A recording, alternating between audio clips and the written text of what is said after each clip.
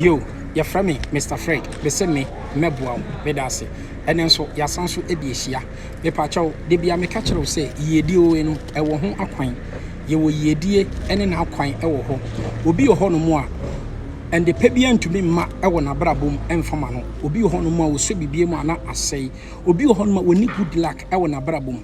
Me kanfo eye feng shui bracelet e de amount. Feng shui bracelet me can for the amount any me patcho sa bracelet we eno ena sa the tone sa eye adwuma bebre de edi kan eye sika ho adwuma attract or spirit to the universe ema de wo pebiala no wonsa etumika se bracelet we eda wonsa obi nhye wo bo en disappoint wo da the tosubio essentially for spiritual protection a bow crack ban a free soon be a home and I say any negative energies be a bow crack ban a free home. Say Adiway esa down sa a year for good luck. Tie a year for good luck. Obu on more only good luck.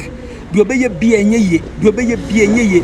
So what the feng shui bracelet we what the atone sa a year for good luck. Sa bracelet we a year for good luck. I say what the tone sa a dear be a obey bia a wabrabum bia a be ye way a China for an aye na Yanyan Casano what the a buy and sim say ya tree a bossy near activating the kama na ya the amount now the atone sa but more the answer baby will be our gun habialano on subject to me a can be not yet to me a DB abro kai say ye delivery e will be bia Ghana o abrochiro be bia ye delivery at the bahonomo eti bo modern answer on sabe kan ye feng shui bracelet ni bi na wo de ato wonsa na tumi connect with spiritually to the universe no na ma wonsa tumi aka de ope e fra me Mr. Fred me se me meboa so wo pe bia me number no eni e 0248 696039 e fra Mr. Fred me se me meboa me dase.